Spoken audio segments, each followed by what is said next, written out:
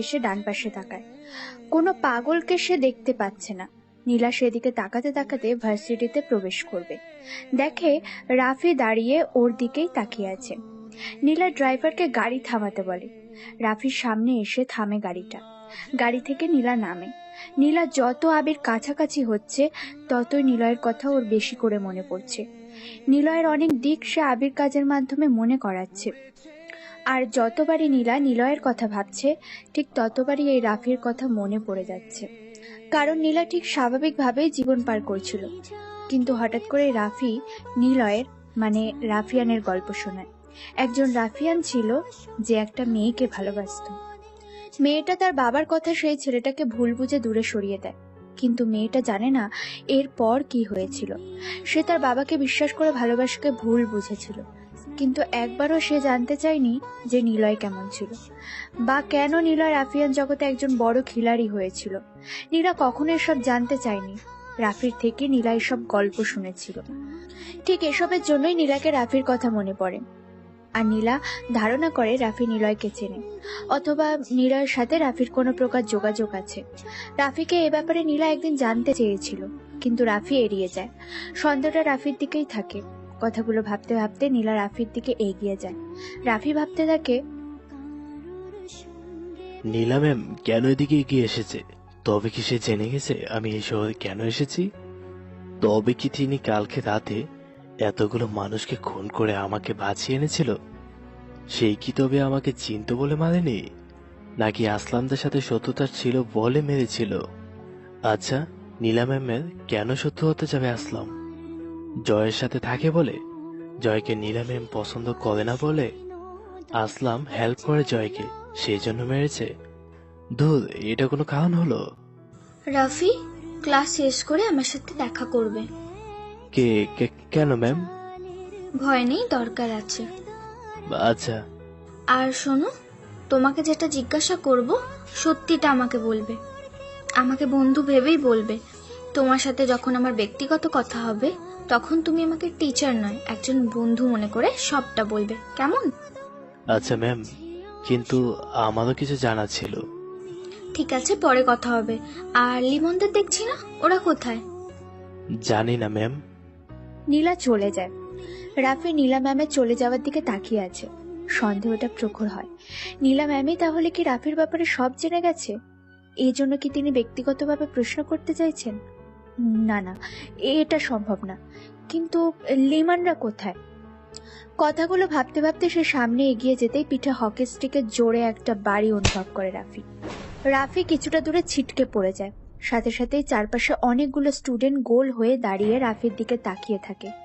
রাফি ঘুরে তাকায়, তাকিয়ে দেখে লিমানদের সাইকেল গ্যাং দাঁড়িয়ে আছে। রাফি কোনো রকমে মাটিতে পড়ে থাকা থেকে উঠে বসে। এই সাইদ, ওকে ধর, বড় বাড়িটাতে নিয়ে গিয়ে আটকে রাখ। ওর সাথে অনেক বোঝাপড়া আছে। ভাই, তোমরা কেন এমন করছো? আমি কি করেছি? আগে চল আমাদের সাথে, বোঝাবো তুই কি করেছিস। আমাকে ছেড়ে দাও, আমি তো কিছু করিনি।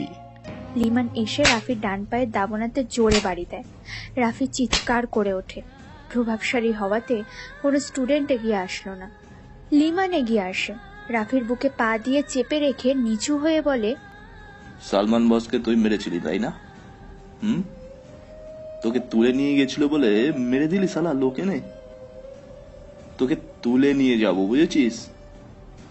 দেখি তোর কোন লোক তোকে আজকে বাঁচায়। আর শোনো, জয় ভাইকে ফোন দিয়েছি, তুই ছিলি সেখানে, সবটা বলেছি। জয় ভাইয়ের কথা মতো তোকে তুলে নিয়ে এসেছি। বড় বাড়িতে গুদাম ঘরে তোকে আটকে রাখবো। এবার দেখ, অনেক সাহস না তোর? হ্যাঁ, অনেক লোক আছে তাই না তোর? সবার সামনে লুজার করে রেখে দেবো। সবার সামনে লুজার হয়ে থাকিস তাই না? সালমানের সামনে হিংস্র হয়ে ওকে মেরে দিয়েছিস। সালাম্মা, তোকে এখানে এখনই মেরে দিতাম, কিন্তু জয় ভাইয়ের জন্য পারলাম না। আর একটা কথা শোন, তোর কাছে যত লোক আছে না, তার থেকেও ভয়ঙ্কর লোক আমাদের জয় ভাই। চল সালা। কথাটা বলে লিমন রাফির গায়ে আরো একটা বাড়ি দেবে, ঠিক তখনই পিছন থেকে কে যেন এসে লিমনকে ধাক্কা দিয়ে সরিয়ে দেয়। লিমন আর রাফি তাকিয়ে দেখে নেহা দাঁড়িয়ে আছে। লিমন রাগে দৃষ্টিতে নেহার দিকে তাকিয়ে বলে, তুই এখানে কেন? সর সামনে থেকে। দেখ লিমন, ছেলেটা ইনোসেন্ট, ওর সাথে তোরা কেন এমন করছিস? কি করেছে ও? আরে তুই এইভাবে জোর গলাতে কেন কথা বলিস? ও সালমান ভাইকে মেরে ফেলেছে। তোরা দেখেছিস? ওকে তুলে নিয়ে যাওয়া হয়েছিল, সে ছাড়া কেউ ছিল না সেখানে। কেন তুলে নিয়ে গিয়েছিলিস? তোদের সাথে ঝামেলা করে বলে এই জন্য? ওকে ছাড়, না হলে কি? একটা রাস্তার খ্যাত ছেলের জন্য তুই তোর বন্ধুদের সাথে এমন বিহেভ করছিস? হ্যাঁ, ঠিক আছে, যা, ওকে ছাড়বো না, দেখি কি করতে পারিস। লিমন, অনেক হয়েছে, ওকে ছেড়ে দে। ছাড়বো না, যে বাধা দেবে তাকেও তুলে নিয়ে যাবো, বুঝছিস? কথাটা বলে লিমন নেহার কাছে চলে আসে। এক হাত দিয়ে নেহার কোমর জড়িয়ে ধরে লিমনের নিজের দিকে টেনে আনে। রাগে দৃষ্টিতে চেয়ে আস্তে গলায় বলে, লিমন যেটা বলে সেটা সে করেই ছাড়ে, আর লিমনের রাস্তায় যারা বাধা হয়ে থাকে তাকে লিমন শান্তিতে রাখে না, সে বন্ধু হোক কিংবা অন্য কেউ। আমি তাকে ছেড়ে কথা বলি না, আর তুই যদি বাধা হয়ে দিস তবে তবে তোকেও তুলে নিয়ে রুমে আটকে রেখে দেবো। তোর সাথে একই বিছনায় রাত কাটিয়ে বিছনা গরম করতেও আবার একটুও খারাপ লাগবে না, বুঝছিস? তোর গায়ে সেরকম কোনো কাপড়। কথাটা শেষ করার আগে নেহা সরে এসে কষে লিমনের গালে সবার সামনেই চড় বসিয়ে দেয়। সবাই অবাক দৃষ্টিতে তাকিয়ে থাকে। শাহিদ এসে নেহাকে বলে, এটা কি বললি তুই? সামান্য ছেলের জন্য তুই আমাদের সাথে এমন করছিস? এর ফল ভালো হবে না। হেনা, তোকে তুলে নিয়ে গিয়ে তোর গা থেকে যখন সব কাপড়গুলো খুলে ভিডিও। শাহিদের গালেও নেহা কষে একটি চড় বসিয়ে দেয়। শাহিদ আর লিমন দাঁড়িয়ে থাকে গালে হাত দিয়ে। নেহার দিকে রাগী দৃষ্টিতে দুজনেই তাকায়। সবার সামনে এত অপমান লিমন আর শাহিদ সহ্য করতে পারছে না।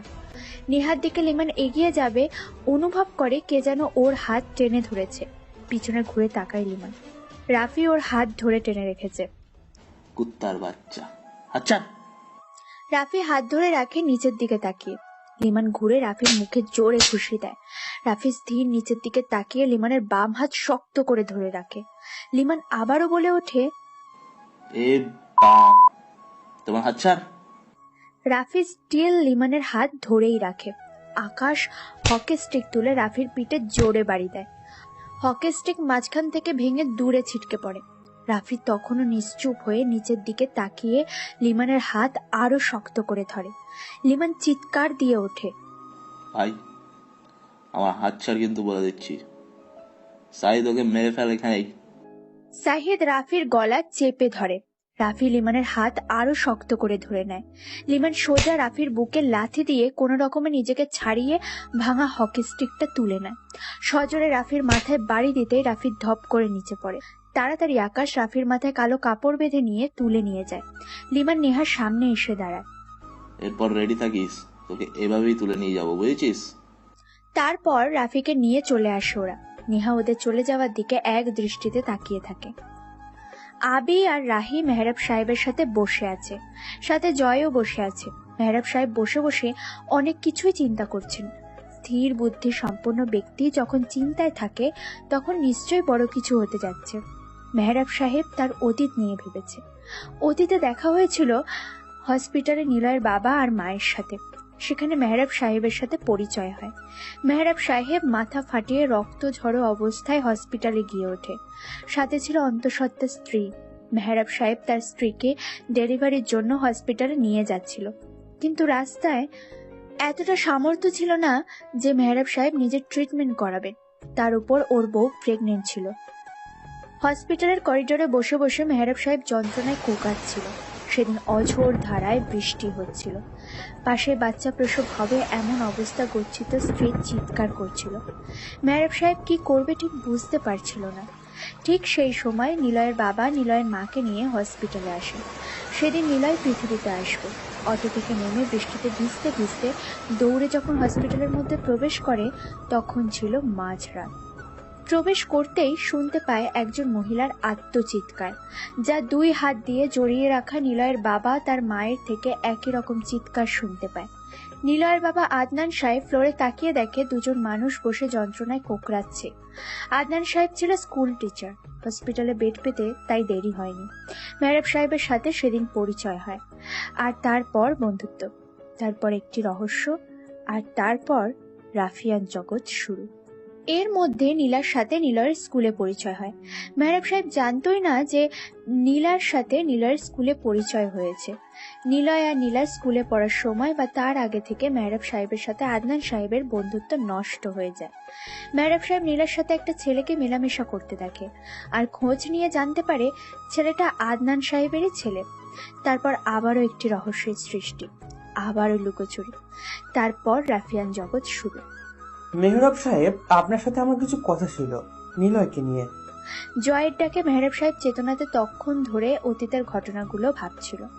অপরাধ যদি ছোট চারা গাছের মতো করে শুরু করা হয়, সময়ের প্রত্যাবর্তনে সেই অপরাধের গাছটি হয়ে যায় বিশাল, আর সেই বিশাল গাছ থেকে হয় অনেকগুলো শিকড়, ডালপালা, শাখা প্রশাখা। বলো। এখন নয়, আরো কয়েকদিন যাক। সালমানকে কে খুন করেছে তার ছোট্ট একটা ক্লু খুঁজে পেয়েছি আমি। আজ রাতে সেই ক্লুর রহস্য উদ্ঘাটন করতে যাব। মানে? আপাতত সেটা রহস্যই থাকুক। মেহরাব সাহেব জয়ের দিকে রহস্যমাখা দৃষ্টিতে তাকায়। সালমানকে কে মেরেছে সে আর আবি জানে, তবে কি আবি বলে দিয়েছে জয়কে? না না, আবি বলবে না। আবির মাঝে যে অ্যাটিটিউড, তা জয়কে বরং ব্যবহার করতে পারবে, এছাড়া কিছুই না। তবে কি নিলয়ের বোন কোনো ভুল করলো? কিন্তু ওর তো কোনো ভুল করার কথা না। তাহলে কথাগুলো ভাবতে ভাবতে মেহরাব সাহেব সহ সবাই দেখে একজন ভদ্রলোক হাঁপাতে হাঁপাতে অফিসে প্রবেশ করছে। সবার সামনে এসে লোকটা বলে, স্যার, আমাকে মেরে ফেলবে, আমাকে বাঁচান, ওকে আমি দেখে ফেলেছি, এর জন্য সে আমাকে খুঁজছে। সবকিছু নিয়ে চলে যাওয়ার সময় আমি দেখে ফেলি, মুখ থেকে কালো রুমাল খুলে যায়। মেহরাব সাহেব সাথে সাথে প্রশ্ন ছুঁড়ে দেয়, মানে কি সব বলছেন? কি, কাকে, কিভাবে দেখলেন? লোকটা চেয়ারে বসে কিছু সময় জিরিয়ে নিয়ে বলল, আমি শাপলা ব্যাংকের একজন কর্মকর্তা। প্রায়শই দেখতাম আমাদের ব্যাংকের সামনে একটা লাল রঙের মিনি বাস দাঁড়িয়ে থাকতো। অনেক ব্যাংকের অ্যাকাউন্ট হ্যাক হওয়াতে আমরা আমাদের সব অ্যাকাউন্টকে পর্যাপ্ত পরিমাণে শক্তিশালী পাসওয়ার্ড আর জটিল সিস্টেম এবং সিকিউরিটি অ্যালার্ট সিস্টেম করে রেখেছিলাম। একদিন ব্যাংক ম্যানেজার ব্যাংক এসে অ্যাকাউন্ট সাইট চেক করতেই ধপ করে মাটিতে জ্ঞান হারিয়ে পড়ে। আমরা সবাই তাকে জ্ঞান ফেরাই, জানতে চাই কি হয়েছিল। সে বলে ব্যাংক থেকে কোটি কোটি টাকা হ্যাক করে নেওয়া হয়েছে। পরে আমরাও চেক করে দেখি তিনি সত্যি কথা বলেছে। ঠিক সেদিন বিকেলে অফিস থেকে আলোচনা শেষ করে আমি বের হই, আর ব্যাংক থেকে কিছুটা দূরে গাড়িটা রাখা থাকতো। আমি ওদিক দিয়ে যেতেই শুনতে পাই, এরপর দেশের ছোট থেকে শুরু করে সব ধরনের ব্যাংক অ্যাকাউন্ট শেষ করে দেব। আমি স্থির হয়ে দাঁড়িয়ে পড়ি। ভেতর থেকে একজন আমাকে দেখে ফেলে, গাড়ি থেকে নেমে আমার সামনে এসে দাঁড়ায়। আমাকে কিছু বলবে তার আগে ভয়ে আমি পালাবো, আর সেই মুহূর্তে লোকটার মুখটা দেখে ফেলি, আর তারপর থেকে সে আমার পিছনে। আমাকে বাঁচান স্যার, প্লিজ আমাকে বাঁচান, প্লিজ। সবাই চুপ হয়ে বসে থাকে। মেহরাব সাহেব আর চোখে জয়ের দিকে তাকায়। জয় ইশারায় বলে, আমি এসব করিনি। জয় লোকটাকে প্রশ্ন করে, সিকিউরিটির ব্যবস্থাতে যে ছিল সে হয়তো হ্যাকারদের সাথে কন্ট্যাক্ট করেছে, না হলে হাইলি সিকিউরিটির মধ্যেও অ্যাকাউন্ট হ্যাক হবে এটা সম্ভব না, যদি না সে ফুললি প্রফেশনাল হ্যাকার হয়। সিকিউরিটি করা হওয়া সত্ত্বেও যে হ্যাক করতে পারে সে নিশ্চয়ই ছোট হ্যাকার না। আবি, তুমি আর রাহি মিলে এই ব্যাপারটা দেখো। আমি বরং জয়ের সাথে সালমানের ব্যাপারটা নিয়ে আলোচনা করি। তোমরাই পারবা এটা হ্যান্ডেল করতে। ওকে, চেষ্টা করে দেখি, তবে তাকে মেরে ফেলবো। স্যার, রফি নামের ছেলে সালমানকে মেরেছে। মেহরাব সাহেব জয়ের কথা শুনে কপাল কুঁচকে তাকায়। মেহরাব সাহেব একটু আগে ভেবেছিল নিলয়ের বোনের কথা বলবে জয়, কিন্তু না, এখানে অন্য একজনের নাম এসেছে। রাফি? আচ্ছা, রাফিটাকে? রাফি কেন বারবার আমাদের সামনে আসছে? কি এমন সংযোগ আছে রাফির? কেন সে কোনো না কোনো কারণে আমাদের মাঝে চলে আসছে? কে এই রাফি? প্রশ্নটা ছুড়ে দেয় মেহরাব সাহেব জয়ের উদ্দেশ্যে। রাফি? কে এই রাফি? ওই দিনের ওই হ্যাকার ছেলেটা? যাকে তুলে এনেছিলেন আপনার কাছে নীলার সাথে দেখা করার সময় ওই ছেলেটি নিলয়ের নাম বলেছিল। আমার গাড়িতে চিরকুট দেওয়ার ব্যাপারে তাকে প্রশ্ন করেছিলাম। কিন্তু ছেলেটা দেখতে তো তেমন ভয়ঙ্কর বা খুনি মনে হয় না। বাইরে থেকে দেখে কাউকে বিজয় করো না, ভিতরে সে সম্পূর্ণ আলাদা ধাঁচের মানুষ। মানুষ প্রেমে পড়ে আংশিক বাহ্যিকতা দেখে, বাহ্যিকতা দেখে ভালো লাগা হয়, আর ভালোবাসা আসে তার ভিতর দেখে। ছেলেটা হয়তো বাইরে মানে সবার সামনে হাকলা, হয়তো ভিতরে সে হিংস্র। ওকে তুলে নিয়ে আসো, সালমানের মৃত্যুর বদলাটা নিয়ে নিই। 1 মিনিট। মেহরাব সাহেব থামেন। জয়েরা সবাই চুপ হয়ে মেহরাব সাহেবের দিকে চেয়ে রইলেন। মেহরাব সাহেব তার জিনিয়াস মাথা কাজে লাগিয়ে খুব ধূর্ততার সাথে প্রশ্ন করে, তুমি না বলেছিলে সালমানের পাশে রাহি ছিল? সে দেখেছিল অন্য একজন এসে সালমানকে মেরে যায়। রাহি কখন দেখে? রাহি যদি নিতান্তই রাফিনকে মারতে যায়, তাহলে সালমানকে মারার সময় সে কেন বাধা দেয়নি?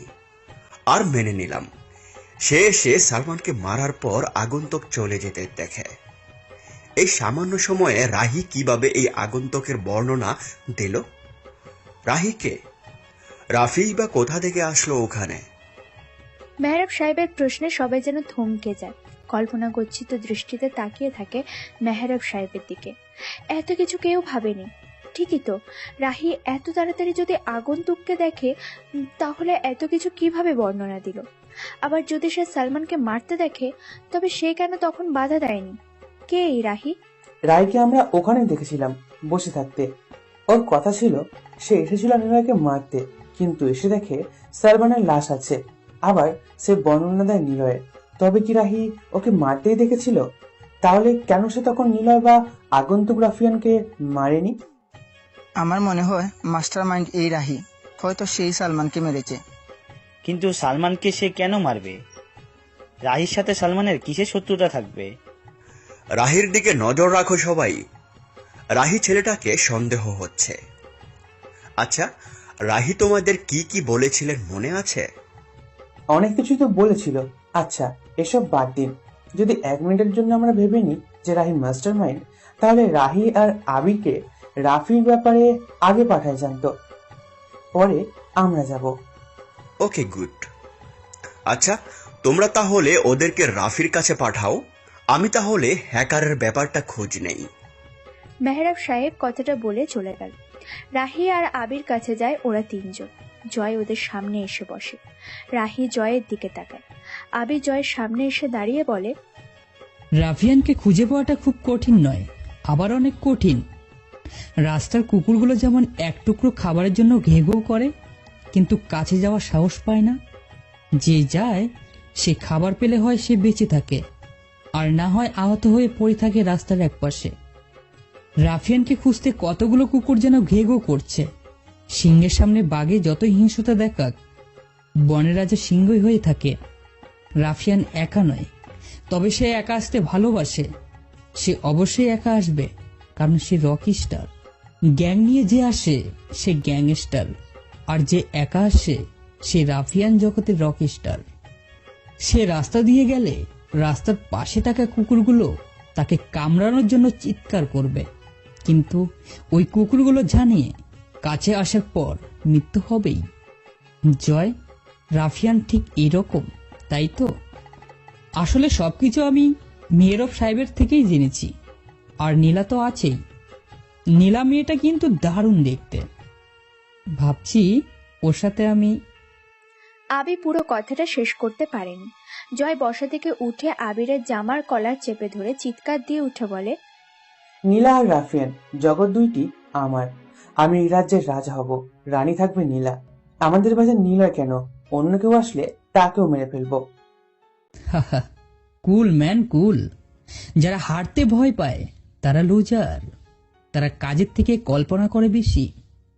খেলার আগে কল্পনাতে হ্যাটিক করা যায়, কিন্তু মাঠে এসে খেলার সময় বোঝা যায় দম কতটুকু। আমি খেলতে এবং খেলাতে ভালোবাসি। আরেকটা কথা, আমি দুটো জিনিস কখনো সহ্য করি না, জামার কলার ধরা আর আমার মা বাবাকে গালি দেওয়া। এই দুটো জিনিস আমার কাছে থাক, বাদ দেই, তবে ঠিক সময় আমি দেখিয়ে দিই সবকিছু। আবি কথাগুলো বলে কলার থেকে হাত ছাড়িয়ে নেয়। জয় সাথে সাথেই বলে ওঠে, নিলয়, তুই তুই- তুই আহ আবি, তুমি দেখছি পুরো নিলয়ের কপি করে ফেলেছো। মেহরব সাহেব তোমাকে দেখি ভালো মতোই ব্রেন ওয়াশ করিয়ে দিয়েছে। হে জয় ব্রো, রাফিয়ানের তো এত রাগ থাকতে নেই। রাফিয়ানেরা হয় ঠান্ডা মাথার খেলোয়াড়, খেলতে নয় বরং খেলিয়ে মাইন্ড গেমের সমাপ্তি করতে হয়। কি করতে এসেছো সেটা বলো। ওকে ওকে, সরি আবি। শোনো, সালমানকে মেরেছিল কে তার ঠিকানা লিখে দিচ্ছি, চলে যাও, পেয়ে যাবে। তোমাদের কাজ হলো তাকে মেরে ফেলা, আমরাও আসছি, কিন্তু আগে তোমরা দুজন যাও। ওকে, বাই। তবে শোনো মিস্টার আবি, রাস্তায় থাকা কুকুরগুলো কিন্তু হিংস্র হয়।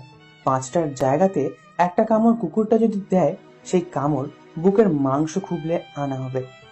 আর রাস্তার কুকুরগুলো কেবল ঘেউ ঘেউ করে না, তারা কামড়াতেও পারে। সিংহ বনের রাজা হলেও বাঘেরা ঠিকই সিংহের করা শিকারটার থেকে খাবার কেড়ে নেওয়ার ক্ষমতা রাখে। বাঘ যখন গর্জন করে তখন সিংহের বিশ্রাম নিতেও কষ্ট হয়। বাঘ সিংহের লড়াইয়ে বাঘাও থাবা বসাতে পারে। Bro, bye. জয়, সাকিব আর ফায়াজ চলে যায়। আবি রাহির পাশে এসে বসে। রাহি বলে, ছেলেটা বড্ড কাঁচা, ওকে নিয়ে সহজে গেম খেলানো হচ্ছে, সে বুঝছে না। আবি কোনো কথা বলে না। টেবিলে থাকা সিগারেটের প্যাকেট থেকে সিগারেট জ্বালিয়ে উপরে ধোঁয়া ছেড়ে বলে, আই নিড টু নীলা, চল রাপির সাথে দেখা করি। রাফির জ্ঞান ফেরে। চোখ মেলে তাকিয়ে দেখে সে ফ্লোরে উল্টো হয়ে পড়ে আছে। মাথা ফেটে রক্তগুলো যেন ওর মুখের নিচ দিয়ে ফ্লোরে গড়িয়ে চলে গেছে কিছুটা দূর। রক্তগুলো জমাট বেঁধে আছে। নাকের কাছে ফ্লোরে থাকা ধুলোগুলো নিঃশ্বাসের শব্দে উড়ে যাচ্ছে যেন। রাফি শুনতে পায় ধপ ধপ করে মিউজিক বাজছে। হিন্দি র্যাপার বাদশার গান বাজছে। মাথায় হালকা যন্ত্রণা অনুভব করে রাফি। গাল বেয়ে লালাও যেন বের হতে থাকে ওর। গায়ে ঢিলে ঢালা একটি শার্ট, কালো রঙের প্যান্ট, সাথে লম্বা চেন কভার জুতো। রাফি বড় একটি নিঃশ্বাস নেয়। নিঃশ্বাসেও যেন মাথা যন্ত্রণার আত্মপ্রলাব্ধি উপলব্ধি করতে পারে রাফি। হুট করে শোয়া থেকে উঠে বসেও সামনে তাকায়। 3জন লোক চেয়ারে বসে সিগারেট খাচ্ছে। টেবিলের উপর ড্রিঙ্কসের বোতল রাখা। লিমন, শিহাব আর আকাশ বসে বসে মিউজিকের সাথে সিগারেট টেনেই যাচ্ছে। রাফি মাথা নিচু করে দেয়। হাঁটু ভাঁজ করে বাবু হয়ে বসে পড়ে রাফি। মিউজিকের সাথে সাথে মাথা ঝাঁকাতে থাকে রাফি। সাহিদ রাফির দিকে তাকায়। মিউজিকের সাউন্ড কমিয়ে দিয়ে এসে হাতে হকি স্টিক নেয়। লিমনকে ডেকে বলে, রাফি, বস আসছে দেখ। লিমন ঘুরে তাকায় পেছনে। রাফিকে মাথা নিচু করে বসে থাকতে দেখে ও। পকেট থেকে ছোট্ট হ্যান্ড চাকু বের করে রাফির সামনে এসে বসে। চুলগুলো হাতের মুঠোতে ধরে লিমন রাফির মাথা উঁচু করে নেয়। হাসতে হাসতে বলে, ঘরটা ভালো করে দেখে নে সারা, এরপর আর এটা দেখবারও সুযোগ পাবি না। তোর ডান পাশের দিকে তাকা, একটা বিছানা দেখছিস? তোকে ওই ঘরে লাশ বানাবো আজকে। কালকে ওই বিছনায় নেহাকে তুলে এনে খেলা করে এখানে এই লাশ বানিয়ে রেখে দেবো। পুলিশেরা না আমার কিচ্ছু ছিঁড়তে পারবে না। তোর জন্য নেহা আমাদের থেকে আলাদা। বন্ধু ছিল ওর সাথে বন্ধুত্ব করেছিলাম ভালোবাসার জন্য, ওকে কাছে পাওয়ার জন্য। কিন্তু না, তুই আসার পর সবকিছু যেন অন্য রকমের হয়ে গেছে। নেহা আমার সাথে আর কথা বলবে না। ও আমার না হলে আর কারো হতে দেবো না। ফুল বাগানে ফুটে থাকলে সৌন্দর্য বাড়ে, সব ফুল আবার সুন্দর হয় না। আমার চাই ফুলের রানীটাকেই। সেই ফুলে তোর মতো আল ভ্রমণার সহযোগ আমার চাই না। এই জন্য চেয়েছিলাম তোকে রাস্তা থেকেই সরিয়ে দিই সালমান ভাইয়ের মাধ্যমে, কিন্তু না, তুই সালমান ভাইকেই মেরে দিলি। বল ভাই, কে ছিল তোর সাথে? জয় ভাই জানতে চেয়েছে কে ছিল তোর সাথে। তোকে দেখে সাহসী তো মনে হয় না, আবার জানতে চাই কে ছিল তোর সাথে। নিলয় ছিল? নে, এনে এনে ধর, কোনটা নে, ডাক। ডাক তোর নিলয়কে, তোর মতো নিলয়কেও এখানে মেরে রেখে দেবো আমি, যা। রাফি লিমানের হাত ধরে চুল থেকে হাত ছাড়িয়ে নেয়। রাফি লিমানের দিকে তাকালো। রাফি মুচকি হাসতে হাসতে হঠাৎ শব্দ করে হেসে উঠল। দুই হাত পিছনে দিয়ে হেলান দিয়ে মুখ তুলে জোরে হাসতে থাকে। সাহিদ হকি স্টিক নিয়ে এসে রাফির বাম হাত বরাবর জোরে বাড়ি দেয়। রাফি আবারও জোরে হাসতে থাকে। আকাশ এসে বলে, মরার আগে কি পাগল হয়ে গেছিস? এত কেন হাসছিস তুই? রাফি হাসি থামিয়ে বলে, অপেক্ষা করতে শিখো, তবে অপেক্ষা কারোর জন্য হয়ে থাকে ভালো, আবার কারোর জন্য হয়ে থাকে মৃত্যুর বার্তা। সেনাপতি রাজা হওয়ার স্বপ্ন দেখে, মন্ত্রী হতে চায় রাজা, কিন্তু রাজার ছেলে হয় রাজা, না মন্ত্রী আর না হয় সেনাপতি। আমি রাজা হতে আসিনি, এসেছি রাফিয়ানদের রাজ্য থেকে হিংস্র কুকুরগুলোকে মারতে, যারা কেবল কামড়াতে নয়, কেউ কেউ করতে ভালোবাসে। লাল রক্তগুলো যখন বেসে যাবে রাস্তায়, তখন শকুনরা গন্ধ পেয়ে খেতে আসবে। শকুন আর আমি রক্তের গন্ধ পেতে ভালোবাসি। লিমান কয়েক পা পিছিয়ে আসে। রাফির এমন রহস্যময় কথা সে কোনো দিন শোনেনি। হঠাৎ রাফি এমন করে কথা বলছে যেন সে একজন রিয়েল রকস্টার। লিমান কাছে এগিয়ে যায়, চাকুটা মেলে দিয়ে রাফির গলার কাছে ধরে বলে, মা তোকে মারবো, কিন্তু কেউ দেখতে পারবে না, কেবল শোনা যাবে আত্মচিৎকার। বদ্ধ ঘরে তোর মৃত্যুর আত্মচিৎকার আমরা মিউজিক ছেড়ে হাসবো। এই সাইদ, দরজাটা ভালো মতো আটকে আয়, জয় ভাই আসলে খুলবি, চাবি নিজের কাছে রাখ। লিমান কথাটা বলে মিউজিক প্লেয়ারের দিকে এগিয়ে যায়। শাহিদ মেইন দরজার কাছে গিয়ে ভিতর থেকে তালা দিয়ে চাবি নিজের পকেটের মধ্যে রাখে। রাফি বসা থেকে উঠে দাঁড়ায়। সামনেই আকাশ দাঁড়িয়েছিল। আকাশ ইশারায় রাফির দিকে তাকিয়ে বলে, শালা বসা থেকে উঠলি। কথাটা বলার আর সুযোগ পেল না। ধপ করে একটা শব্দ হলো, সাথে সাথে সবকিছু যেন থমকে যায়। লিমান ঘুরে তাকায়, আকাশ ফ্লোরে পড়ে আছে। রাফি ডান হাত নাড়াতে থাকে দাবনার সাথে লাগিয়ে। বোঝা যাচ্ছে রাফি আকাশের বাম গালে কষে এক চড় দিয়েছে, আর আকাশ ধপ করে নিচে পড়ে গেছে। রাফি এগিয়ে যায়, টেবিলের উপর থেকে এক বোতল ড্রিঙ্কসের ছিপি খুলে নিজের গালের মধ্যে ঢালতে থাকে। ঢকঢক করে কিছুটা খেয়ে টেবিলের উপরে বোতলের মাথা ধরে ঠাস করে একটা বাড়ি দেয়। বোতল ভেঙে ধারালো অস্ত্র হয়ে যায় যেন একটা। রাফির সাথে সাথেই আকাশের কাছে বসে পেট থেকে শুরু করে গলা অবধি কাঁচের বোতলের অংশ বসাতে বসাতে এগিয়ে যেতে থাকে। লিমান আর শাহিদ বোকার মতো তাকিয়ে থাকে। রাফি বসা থেকে উঠে দাঁড়ায়। লিমান দৌড়ে এসে পিছন থেকে রাফির পিঠে জোরে একটা লাথি দেয়। রাফি কিছুটা দূরে এসে হুড়মুড় করে ফ্লোরে পড়ে। কাঁচের বোতলের টুকরোটা হাত থেকে পড়ে কিছুটা দূরে চলে যায়। রাফি শোয়া থেকে উঠতে যাবে, ঠিক তখনই দরজায় কড়া নাড়ার শব্দ শোনা গেল। সাইদ, জয় ভাই এসেছে। আজকে তার বাচ্চাটাকে কুকুরের মতো মারবো আমি। এখনই দরজা খুলে দে, যা, আমি ওকে দেখে নিচ্ছি। এবার সত্যিই মনে হচ্ছে রাফি সালমানকে মেরেছিল। জলদি দরজা খোল। সাহিদ দৌড়ে এগিয়ে যায় দরজার কাছে। ভয়ে ওর হাত পা যেন এমনকি পুরো শরীর কাঁপতে থাকে। রাফি বসে পড়ে, ডান পা পাড়িয়ে চেইন কভার থেকে পিস্তল বের করে একবার দরজার দিকে আরেকবার লিমানের দিকে তাক করতে থাকে। ওদিকে শাহেদ দরজা খুলে দেয়। বাইরে তাকিয়ে দেখে লিমান মিউজিক বক্স অন করতে যাওয়ার সময় ধপ করে একটা শব্দ শুনতে পায়।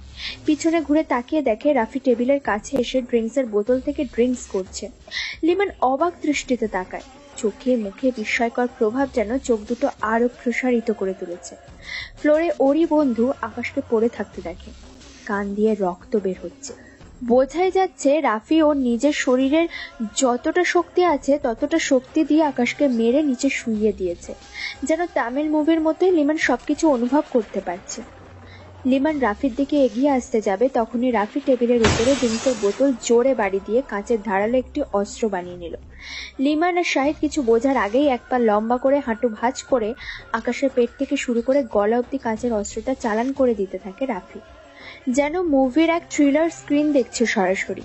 রাফি উঠে দাঁড়াতেই লিমান দৌড়ে এসে পিছন থেকে রাফিকে লাথি দেয়। রাফি ছিটকে পড়ে কিছুটা দূর, হাত থেকে অস্ত্রটা পড়ে যায়। শাহিদ আর লিমান এগিয়ে আসে রাফির দিকে। লিমান জোরে গালি দিতে থাকে। কুত্তার বাচ্চা, তুই এটা কি করলি? হ্যাঁ, কি কে তুই? সালমানের মতো ওকেও মেরে দিলি? মা, তোকে আমি নিজেই মারবো শালা। রাফি মুচকি হাসতে থাকে।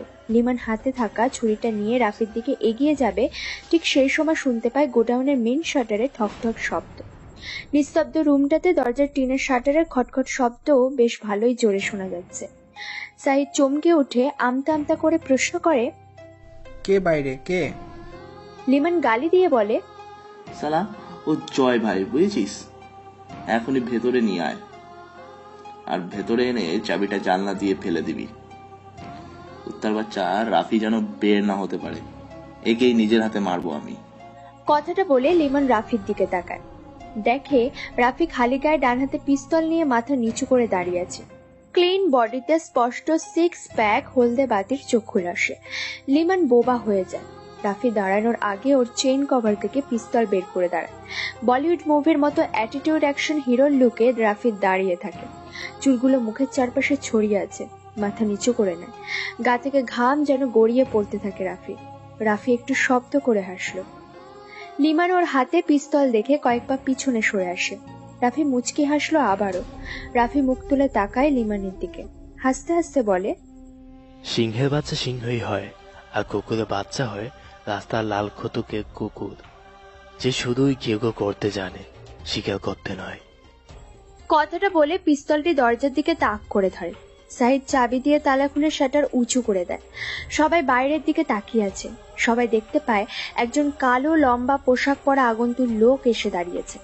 লিমান জানে জয় বা তার লোকেরা এরকমই পোশাক পরে খুন করার সময়। লম্বা হুড, মুখ ঢাকা, কালো ড্রেস, হাতে কালো আঙ্গুল বের করা মোজা। রাফি পিস্তল হাতে লোকটার দিকে চেয়ে রইল। পিস্তলটি তার দিকে তাক করে ট্রিগারে চাপ দেবে, ঠিক সেই সময় চোখে পড়ে বাম হাতে কালো গোলাপ।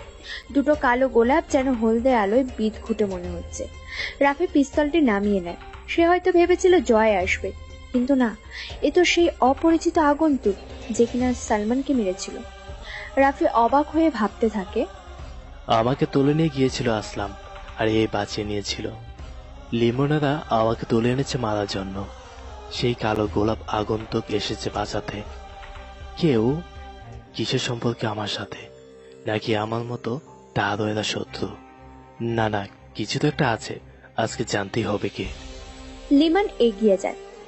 জয় ভাই, ও আসলে সাধারণ কেউ না, একজন লিমন খুনি, মাস্তান রাফিয়ান। আকাশকে মেরে রেখেছে, হাতে পিস্তল। কুত্তার বাচ্চাটাকে কুকুরের মতো মারবো। আমাদেরকে রাস্তার কুকুর বলে? হ্যাঁ? আগন্তুক ভিতরে প্রবেশ করে। সাইদের দিকে এগিয়ে যায়। হাত বাড়িয়ে চাবি নেওয়ার ইশারাতে চাবি নেয়। সাইদের থেকে চাবি নিয়ে শাটার টেনে দিয়ে দরজা আটকে চাবি নিজের কাছে রেখে দেয়। এটা দেখে লিমান বলে, দেখ শালা, এবার তোকে কেমন করে মারি। আমাকে গালি দেওয়া, হ্যাঁ? আমার বন্ধুকে মারা, নেহাকে আমার থেকে আলাদা করা, তোকে মেরেই ফেলবো আমি। রাগ আর ক্ষোভ নিয়ে লিমান কথাগুলো বলে। রাফি পিস্তল হাতে টেবিলের দিকে এগিয়ে যায়। রাফি জানে ওই আগন্তুক তাকে মারবে না। সে নিশ্চিন্তে চেয়ার টেনে পায়ের উপর পা দিয়ে বসে পড়ে। লিমান আরো অবাক হয়। রাগী গলাতে গালি দিতে দিতে বলে, তোর অনেক অ্যাটিটিউড, তাই না? মৃত্যুর সামনে বসে বেশ আরামেই আছিস দেখছি। লিমানের কথা শুনে রাফি টেবিল থেকে সিগারেটের প্যাকেট থেকে সিগারেট বের করে জ্বালায়। লিমান আর দেরি করে না, হাতে থাকা ছুরিটা নিয়ে রাফির দিকে এগিয়ে আসে। কয়েক পা এগিয়ে আসতে সাইলেন্সার ব্যবহার করা পিস্তলের খুব আস্তে শাট করে একটা শব্দ শুনতে পায় লিমান। লিমান স্থির হয়ে দাঁড়িয়ে যায়, ঘুরে তাকায় পিছনে। দেখে দরজার কাছে সাহিদ লাশ হয়ে পড়ে আছে। গুলিটা ওর কপালে গিয়ে লেগেছে। লিমান ভয়ে কাঁপতে থাকে। বিস্মিত দৃষ্টিতে একবার সাহিদের দিকে তাকায়, আরেকবার তাকায় কালো পোশাক পরা আগন্তুকের দিকে। হাত থেকে ছুরিটা পড়ে যায় লিমানের। আগন্তুক শাহিদের লাশের দিকে এগিয়ে যায়। হাঁটু ভাঁজ করে বসে বাম হাত থেকে একটা কালো গোলাপ সাহিদের লাশের পাশে রেখে দেয়। গাল থেকে চুইংগাম নিয়ে ওর ক্ষতস্থানে লাগিয়ে দেয়। আরো একটি চুইংগাম গালে দিয়ে চিবোতে চিবোতে লিমনের দিকে আসতে থাকে। রাফি চেয়ারে বসে বেশ মজা করে সবকিছু দেখছে। এক নাগারে সিগারেট টেনেই যাচ্ছে। লিমান ঘুরে তাকায় রাফির দিকে। রাফির সামনে এসে হাঁটু ভাঁজ করে বসে মাথা নিচু করে কাঁদতে থাকে। বলতে থাকে, ভাই, আমাকে মাফ করে দেন, আমি চিনতে পারিনি আপনাকে। ওকে বলুন আমাকে যেন না মারে। দয়া করে মাফ করে দিন ভাই। রাফি হেসে হেসে বলতে থাকে, রক্তের স্রোত খুব বেশি দূরে যায় না, তবুও তার অস্তিত্ব বিশাল। রক্ত হয় দু ধরনের, কুরক্ত আর সুরক্ত। কুরক্তগুলোর স্রোতে আর্তনাদের মিছিল শোনা যায়, আর সুরক্তে যায় হিংস্রতার মিছিল। মাফিয়ান খেলতে নয়, খেলাতে ভালোবাসে। আর যখন সে নিজে খেলে, তখন একটাই সমাপ্তি, মৃত্যু। রাফি কথাগুলো বলে বসা থেকে উঠে দাঁড়ায়, হেঁটে আসে ওর ময়লা রঙের শার্টের দিকে। নিচু হয়ে শার্ট তোলার সময় জোরে একটি আত্মচিৎকার শুনতে পায় রাফি। ছোট্ট করে গুলির শব্দ কানে আসে ওর। শার্ট তুলে গায়ে দিয়ে পিছনে ঘুরে তাকিয়ে দেখে লিমন ফ্লোরে পড়ে আছে। বুক থেকে তাজা রক্তের স্রোত ফ্লোরের নিচু স্থানের দিকে গড়িয়ে যাচ্ছে। আগন্তুক ওর লাশের পাশে কালো গোলাপ রেখে দেয়। বুকের উপর চিবানো চুইংগামটি গাল দিয়ে ছুঁড়ে মারে। রাফির দিকে তাকায় একবার, সাদা একটি কাগজ ছুঁড়ে দিয়ে আগন্তুক দরজার দিকে চলে যাবে। রাফি কাগজটা ক্যাচ করে বেশ তাড়াতাড়ি আগন্তুকের সামনে এসে দাঁড়ায়। রাফির থেকে হাইটে কিছুটা ছোট। রাফির পাশ কাটিয়ে চলে যাবে, আবারও রাফি ওর সামনে এসে দাঁড়ায়। 40 ওয়াটের হলদে আলো অন্ধকার রুমে বেশ আলো দিয়ে চলেছে। সাথে বদ্ধ ঘরটাতে 3টে লাশ, আর লাল তাজা রক্তগুলো ছড়িয়ে ছিটিয়ে একাকার। দুজন মানুষ চুপচাপ সামনাসামনি দাঁড়িয়ে আছে। রাফিয়ান জগতের বদ্ধ ঘরে দুইজন এমন মানুষ সামনাসামনি দাঁড়িয়ে আছে। দুইজনের মাঝেই রয়েছে বিশাল রহস্য। দুইজনই অপরিচিত, দুজনেই মাইন্ড গেমার। তবে ওদের আরো একটা মিল আছে, আর সেটা হলো ওরা দুজনকে উপর লেভেলের কারো না কারো মাইন্ড গেমের গুটি হিসেবে কাজ করানো হচ্ছে। রাফি কোনো কথা না বলে ওরই ডান হাতে থাকা পিস্তলটির সামনে এনে আগন্তুকের মুখ থেকে হুড তুলতে থাকে আস্তে আস্তে। মুখের উপর থেকে অন্ধকার সরবে, ঠিক তখনই আগন্তুক রাফির হাত ধরে ফেলে। এক পা পিছিয়ে এসে চলে যেতে যাবে, রাফি আগন্তুকের হাত শক্ত করে ধরে। আগন্তুক সাথে সাথে রাফির থেকে হাত ছাড়িয়ে নিজের রাফির হাত আরো শক্ত করে ধরে। রাফি আর দেরি করে না, আগন্তুকের হাত একটু মোড়া দিয়েই 2 হাত টেনে নিয়ে পিছনে এসে দাঁড়ায় রাফি। রাফি পিছন থেকে আগন্তুকের 2 হাত শক্ত করে জড়িয়ে ধরে। দুইজনের পিস্তল ফ্লোরে গড়াগড়ি খাচ্ছে। রাফি পেছন থেকে জড়িয়ে ধরে বলে, মাথা থেকে শ্যাম্পুর কড়াই স্মেল আসছে, বাহ চমৎকার।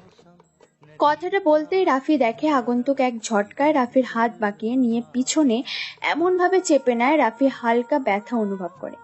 এবার রাফির পিছনে আগন্তুক দাঁড়িয়ে আছে, আর রাফির 2 হাত পেঁচিয়ে ধরেছে। রাফি হাসি দিয়ে বলে, বাহ, ফাইটিং এ দারুণ এক্সপার্ট। তবে আমি আবার দুর্বলদের সাথে ফাইট করি না, আমি লুজার হতে চাই না। কথাটা বলার সাথে সাথে আগন্তুক রাফির পিঠে কনুই দিয়ে স্বাভাবিকভাবেই চাপ দিয়ে সরিয়ে দেয়। রাফি অনেকটা বেশি ব্যথা অনুভব করে। রাফি ঘুরে তাকায়।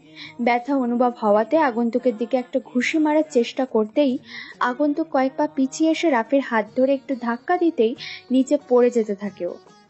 রাফি কোনো রকমে নিজেকে সামলে স্থির হয়ে দাঁড়ায়। রাফি আবারও বলে ওঠে, হেই আগন্তুক, তুমি কি কংফু মাস্টার? বাহ, এত সুন্দর ভাবে নিজেকে সেভ করলে। ওকে, তো হয়ে যাক ফাইট। কথাটা শেষ হতেই আগন্তুক দৌড়ে আসে রাফিকে অ্যাটাক করতে, কিন্তু রাফি ঘুরে এসে আগন্তুকের পিঠে বেশ জোরেই কুংফুং স্টাইলে আঙুল দিয়ে বেশ ভালো মতো ফোর্স দেয়। আগন্তুক সেখানে হাত দিয়ে কয়েকবার ঘাড় নাড়িয়ে রাফির দিকে তাকায়, সাথে সাথেই একটা কিক দেয় রাফিকে। রাফি হাত দিয়ে তার ডিফেন্স করে নেয়। রাফি হাত দিয়ে তাকে মারতে যাবে, সেও ভালোভাবেই তার ডিফেন্স করে নেয়। বোঝাই যাচ্ছে ওরা দুজনেই বেশ ফাইটিং কিংবা ক্যারাটে ফাইটিং এ এক্সপার্ট। দুজনেই হাঁপিয়ে যায়, সামনাসামনি এসে দাঁড়ায়। রাফি আবারও আগন্তুকের মাথা থেকে কাপড় সরাবে, সেই সময় আগন্তুক রাফিকে জড়িয়ে ধরে। রাফি স্থির হয়ে দাঁড়িয়ে যায়। রাফি জানেই না সে কে, মেয়ে নাকি কোনো ছেলে, কিন্তু রাফি অনুভব করে আগন্তুক জড়িয়ে ধরতেই যেন সব দুর্বলতা ওর কাছে এসে ভর করেছে। রাফি একটু জড়িয়ে ধরবে, তখন অনুভব করে ওর শরীরটা নিস্তেজ হয়ে যাচ্ছে। আগন্তুক ওকে ছেড়ে দেয়। রাফি দেখে আগন্তুকের হাতে একটি ছোট ইঞ্জেকশন, আর সেটা ও রাফির পিঠে প্রবেশ করিয়ে দিয়েছে। রাফি মুচকে হাসতে থাকে।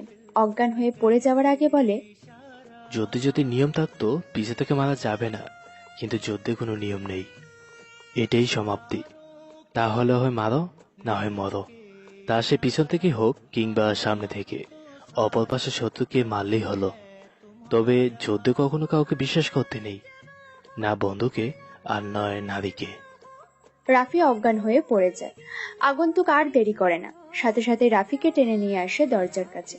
সাইলেন্সার লাগানো পিস্তল দিয়ে তালা খুলে নেয় ও, কিন্তু পকেট থেকে ইঞ্জেকশনটা পড়ে যায় ফ্লোরে, আর পড়ে থাকে রাফির পিস্তল। রাফিকে নিয়ে এগিয়ে যায় আগন্তুক। তোমরা থাকো, আমি নিজেই যাচ্ছি রাফিকে দেখতে। রাহিকে অফিসে রেখে জয় কথাটা বলল। রাহি আবির জন্য অপেক্ষা করছিল, যদিও সেসবে দরকার ছিল না। আবি বা রাহি ওখানে না গেলেও হবে।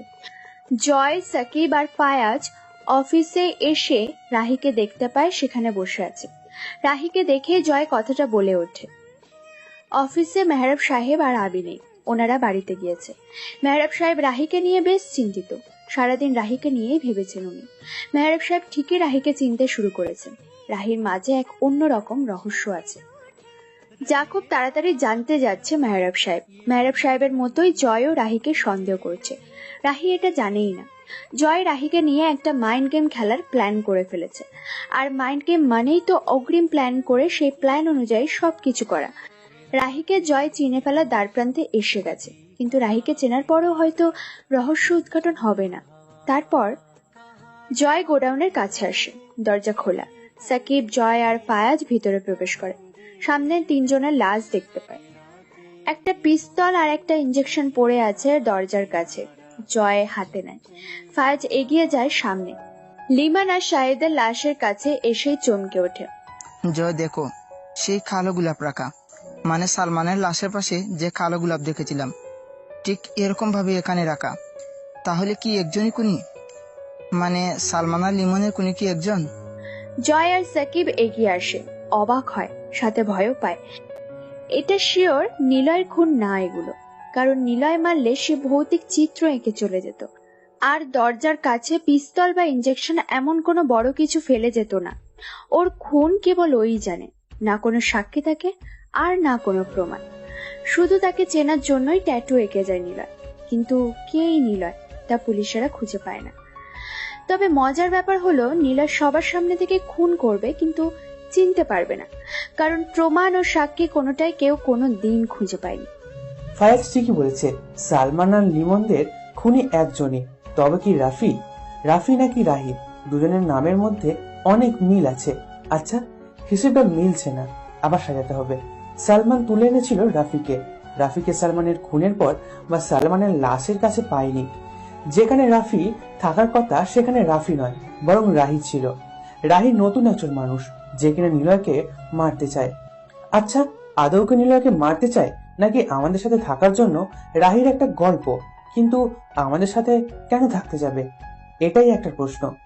আবার রাহি দেখেছে আগন্তুককে খুন করতে, অথচ সে বাধা দেয়নি। আচ্ছা, আগন্তুকটা অপরিচিত, কারণ তার খুন করার ধরন দেখলেই বোঝা যায়। কিন্তু আগন্তুক কেন সালমান, লিমন, আকাশকে মারবে? কি কানেকশন থাকবে? জয় কথাগুলো ভাবতে ভাবতে সাকিবের কাছে প্রশ্ন করে। সাকিব সিআইডি অফিসার ছিল এবং এখনো আছে, হয়তো সে কোনো ক্লু দিতে পারবে। আচ্ছা সাকিব, নতুন রাফিয়ান কেন সালমান আর এদেরকে মারলো? সালমান কাকে তুলে নিয়ে যায়? রাফিকেই। তার মানে রাফি খুনি? মানে ওই রাফিয়ান আসলে রাফি? আমার তো মনে হচ্ছে না। আগন্তুকের খুনের ধরন হলো লাশের পাশে কালো গোলাপ রাখা, অথচ লিমন আর শাহিদ ছাড়া আকাশের লাশের পাশে কোনো কালো গোলাপ নেই। তার মানে একটাই, রাফিকে ওরা তুলে আনে আর রাফি আকাশকে খুন করে। আর গোলাপগুলো দেখো, তাজা এখনো। তার মানে খুনি মানে আগন্তুক, অন্য একজন, যে কিনা রাফিকে বাঁচাতে এসেছিল কালো গোলাপ নিয়ে। আর সেই খুন করে কালো গোলাপ রেখে চলে যায় রাফিকে নিয়ে। মোট কথা, রাফিও হয়তো একজন রাফিয়ান। সে আকাশকে মারে আর ওই আগন্তুক এই দুজনকে মারে। এবার প্রশ্ন হলো, এই রাফি আসলে কে? নিলয়ের লোক? নিলয়ের লোক হলে তাকে ধরাটা সহজ না। আর রাফিকে বাঁচাচ্ছে নিলয়ের কেউ না, কারণ নিলয়ের লোকের খুনগুলোতে কোনো প্রমাণ থাকবে না। অথচ এসেই আমরা পিস্তল আর ইঞ্জেকশনের মতো বড় ক্লু পেয়েছি। রাফি হয়তো নিলয়ের কেউ, আর রাফিকে বাঁচাচ্ছে অন্য একজন।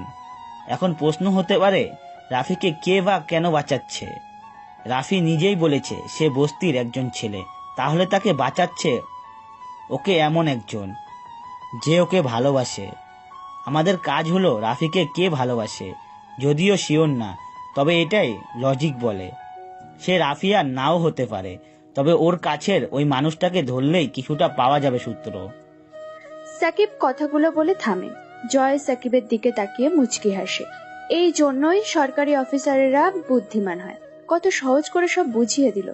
জয় রুমের চারপাশে ঘুরে দেখে। ফায়াজ বলে, আমার একটা জিনিস মনে পড়েছে। কি বলো? রাফিকে ওদের বন্ধু মানে লিমনের বন্ধু নেহা হয়তো ভালোবাসে। আমার ধারণা এটাই বলে। নেহা মানে ওই আরিয়ান ভাইয়ের বোন। বাট আরিয়ান ভাই তো থাকেনি না এখানে, কবেই দেশ ছেড়ে চলে গেছে। এখানে থাকার মতো নেহা থাকে, আর ওর বাড়ির সামনে এক গাদা সিকিউরিটি থাকে। নেহা কিভাবে ওই খ্যাত ছেলেকে ভালোবাসবে? পয়েন্ট তো এখানেই। নেহা হয়তো জেনে গিয়েছে রাফি আসলে খ্যাত কেউ না। বস্তির খ্যাত ছেলে যখন মস্তান, এরকম কিছু সে জেনে ফেলেছে। তাই হয়তো রাফিকে ফলো করতে করতে ভালোবেসে ফেলেছে। হতে পারে লিমনরাও এটা জেনেছিল, এর জন্য রাফিকে তুলে এনে মারতে চাইছিল। আর হয়তো নেহা ওকে মানে রাফিকে সাপোর্ট করেছে। সাকিব আবারও বুদ্ধির পরিচয় দিল। এখন কাজ হলো নেহাকে তুলে এনে রাফির সবকিছু খুঁজে বের করা। কিন্তু নেহাকে তুলে আনাটা ঠিক একদমই সহজ না। আরিয়ান ভাইয়ের বোন নেহা, যদিও আরিয়ানকে তেমন দেখেনি কেউ, তবে যতটা ধারণা করা হয় কয়েক বছর আগে আরিয়ান ভাই এসে নেহাকে রেখে চলে যায়। আরিয়ান ছিল বিজনেসম্যান। যদিও সবার সামনে তিনি বিজনেসম্যান হিসেবে পরিচিত লাভ করলেও তিনি আসলে অন্যরকম ছিল। নেহা আর রাফি ঘুরে ফিরে সন্দেহটা ওদের দিকেই যাচ্ছে। এখানে থাকা অনেক ক্লু তো তাই বলে। জয় মেহরাব সাহেবকে ফোন দেয়। মেহরাব সাহেব নিজের রুমেই বসেছিল। জয়ের ফোন পেয়ে রিসিভ করতে জয় বলে, স্যার, দুটো কালো গোলাপ, একটা পিস্তল আর একটা ইঞ্জেকশন সিরিজ পেয়েছি। বড় প্রমাণ। তবে খুনিকে ধারণা করে নিয়েছি।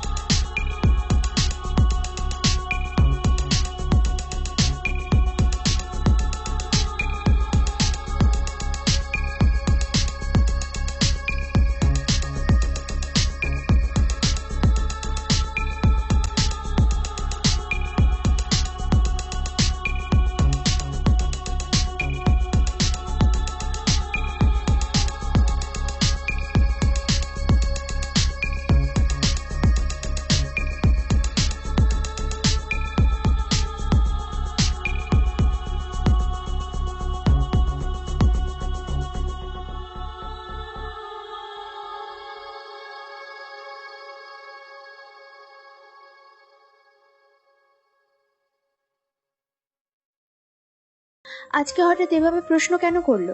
তার মানে কি সে নিলয়ের ব্যাপারে আদৌ তেমন কিছু জানে না? যাক, ভালো হলো। সেদিনের সন্দেহটা একটু দূর হলো আবির উপর থেকে। তবুও আরেকটু বাজিয়ে নিতে চাইলো মেহরাব সাহেবকে। নিলয়ের বোন আছে। কিন্তু কিভাবে? নিলয়কে তো আমি কোনোদিন বোনের সাথে দেখিনি। মানে আমি নীলা আর নিলয় একই স্কুলে পড়তাম। আমি চলে যাই কয়েক মাস পড়ার পর ওই স্কুল থেকে। কিন্তু আগে তো কোনোদিন নিলয়কে তার বোনের ব্যাপারে বলতে শুনিনি। আমি শিওর ওর কোনো বোন নেই। ছোটবেলার বন্ধু বলেই তো নীলা আমাকে আপনাদের বাড়িতে এনেছে। নিলয়ের গল্প হয় আমাদের। নীলাও তো শিওর ওর কোনো বোন নেই। আরে দূর, ওর বোন আছে, আর সেটা আমার কাছে। মানে? আপনার কাছে মানে? একটু খুলে বলবেন? আপনি রিয়েল মাইন্ড গেমার বস, সিরিয়াসলি আমি আপনার ফ্যান হয়ে গেলাম। মেহরাব সাহেব মুচকি হাসল। যাক, তাহলে আবি এ ব্যাপারে কিছুই জানে না। মেহরাব সাহেব পায়চারি করতে থাকে। আবি মুচকি হাসল। কবে মেহরাব সাহেব সেটা দেখেনি। আবি মুচকি হেসে বলে, কি হলো বলুন। থাক না কিছু রহস্য বা অজানা। কেন? কারো ব্যাপারে রহস্য কিংবা অজানা থাকলে তার প্রতি আগ্রহ বাড়ে। জানার মাঝে থাকে তো অবহেলা। অজানার মাঝেই থাকে আগ্রহ, জানার মাঝে থাকে অবহেলা। বাহ, দারুণ বললেন তো। কিন্তু এখন কেন নীলয়ের বোনকে নিয়ে বললেন? তবে একটা কথা, রহস্যময় মানুষেরা রহস্য নিয়ে খেলতে ভালোবাসে। রহস্য নিয়ে খেলার সময় একজন ভুল করলে আরেকজন বুঝে ফেলে মুচকি হাসে। আর মুচকি হাসিটা হয় রহস্যময়ের হাসি, যেটা কেবল দেখা যায়, কিন্তু ওই হাসির রহস্য উদ্ঘাটন করা যায় না। মেহরাব সাহেব ইমপ্রেসিভ দৃষ্টিতে তাকায় আবির দিকে। আবি নিলয়ের থেকে কোনো অংশ কম না। আবি চাইলে নিজের ইচ্ছে মতো রাফিয়ান জগৎটাকে নিজের করে নিতে পারবে। শুধু একটা গ্যাং, আরো একটু সাহস দরকার। মেহরাব সাহেব মুচকি হাসল। যদিও হাসির কারণ আবি জানতে চাইবে না, তবু হাসির কারণ একটাই, মেহরাব সাহেব আবিকে নিয়েও রাফিয়ান জগতের সিংহাসন ধরার জন্য মাইন্ড গেম খেলবে। এই চিঠিটা এই বাড়ির সামনে রেখে আসবে আবি, সাথে কালো গোলাপ নেবে। ওই বাড়ির সামনে একটা লেটার বক্স পাবে, সেখানে নীলয়ের বোন থাকে। মেহরাব সাহেব চমকে ওঠে। আবি কিভাবে জানলো সেখানে নিলয়ের বোন থাকে? তবে কি, না না, এরকম কোন সূত্র তো এ অবধি সামনে আসেনি। নিলয়ের বোন প্রকাশ হোক মেহরাব সাহেব চায় না। এমনকি আবি সবটা জানলেও এটা যেন না জানে নিলয়ের বোনকে। কিন্তু আবি এভাবে কি করে শিওর হয়ে বলল? আবি মেহরাব সাহেবের দিকে তাকিয়ে মুচকে হাসলে। মেহরাব সাহেব এবার হাসিটা খেয়াল করলেন, সাথে সাথে প্রশ্ন ছুড়ে দিল আবিকে, তুমি কেন হাসছ? দেখো, রহস্য ভালো লাগে না আমার। আবি হাসতে হাসতে বলে, বারে, রহস্য আর মাইন্ড গেম যে নিয়ে খেলে তাকেই কি না রহস্য ভালো লাগে না? জানেন, রহস্যের মাঝে আকর্ষণ আছে। আপনি ভাবছেন আমি কেন হাসছি? ভাবছেন কিভাবে ওখানে নিলয়ের বোন থাকে জানলাম। হাহা, মিস্টার মেহরাব সাহেব, মাইন্ড গেমাররা তো এত তাড়াতাড়ি ভুল করে না, কিন্তু আপনি বারবার ভুল করেই যাচ্ছেন। সেটা হলো মানুষ চিনতে আর নিজের কাজে। আপনাকে রাফিয়ান জগতের রাজা হওয়ার নেশাটা চেপে বসেছে। মেহরাব সাহেব বিছানায় বসে আবির দিকে তীক্ষ্ণ দৃষ্টিতে তাকিয়ে আছে। আবিকে যতটা বোকা ভেবেছিল, আবির ঠিক তার উল্টো। আবির বিষয়ে অনেক কিছু জানার পরেও যেন সবকিছুতে রহস্য। ইন্টারেস্টিং। আবি পাশে বসে মুচকি হেসে বলে, আপনার বাড়ির সামনে লেটার বক্স, আর ওই বাড়ির সামনেও লেটার বক্স, যেখানে সাদা আর কালো গোলাপ আদান প্রদান করা হয়। সাদা গোলাপ আসে কাজ শেষ হওয়ার পর।